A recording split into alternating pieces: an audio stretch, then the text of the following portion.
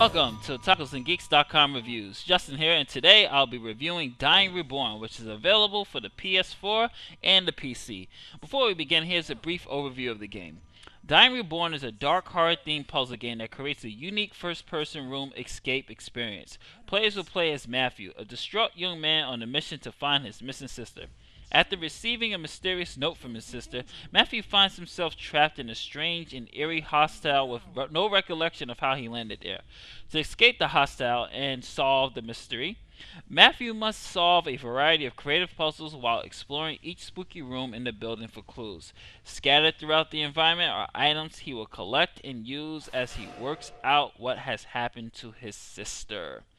Now, for those who have never, I live in New York City, so for those who never really been to New York City, we have this popular theme game called Escape the Room, where you're locked in a room for 1 hour and you have to figure out how to leave the room using various clues that's in the room, such as keys, puzzles, and stuff like that. And this game actually captures that type of element and that type of feel very, very well. One of the strongest aspects of this game is the gameplay, is the puzzles. And since this is a puzzle game, I'm happy to say that these puzzles are actually challenging. And one thing I do like, this game doesn't hold your hand. You literally have to check every nook and cranny to find out how you're going to escape this room. They do give you little hints from here and here. I mean, once you put two and two together, you'll be able to solve the puzzles, but for the most part, the game doesn't hold your hand. And that's something that I really did like. I wanted something challenging, just like the same escape the room that I experienced in New York City. And it's just a very good way to just bypass. I love these brain teaser type of games, and I think this game does a very effective job.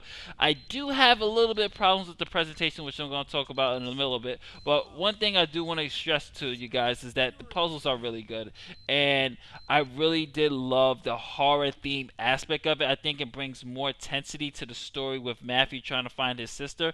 There is a little bit of melodramatic moments, especially when you get to the villain, who at times can seem laughable. I wish they would have put a better design than a guy wearing a fish head. It kind of took me out of the tone what the story was going for.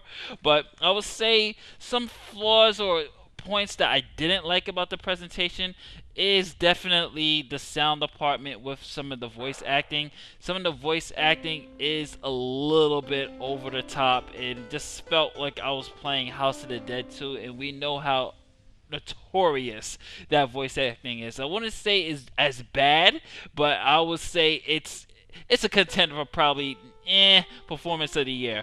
And that's just with certain characters, not all. Maybe that's the feel that they were going for, but it just kind of took me out of the story at most parts. Like I said, the strongest component of this game is the gameplay and trying to figure out how you're going to escape the room. And with the help of the environment and the decent graphics with nice lighting and just the dark, gritty tone that it's going for, you're really going to keep playing to figure out what's going to happen to Matthew's sister. I really did feel invested in it, and that's just mainly because of the puzzles and what the game has to offer. And it's 6 levels in all, which is pretty good because it starts off pretty hand-holding, but as the levels get more harder and you keep progressing, you're really going to have to be on your toes and really start thinking about, okay, maybe this goes here, what's this for, and there's various ways to solve certain things, and certain items that you get that will be useful later on as you progress in the game, which I really did find really enjoyable as well. Overall, you guys, Dying Reborn, if you're looking for a smart puzzle game, something to kill the time, something that makes you think, something that you can play with your whole family, this is one of those games that you might want to check out. I definitely thoroughly enjoyed everything that they did with it. The graphics is pretty cool. Like I said, the biggest flaw I will definitely say is the voice acting department. It wasn't the best. It wasn't it wasn't a knockout the park, but the graphics overall is good, and it's also available for PlayStation VR.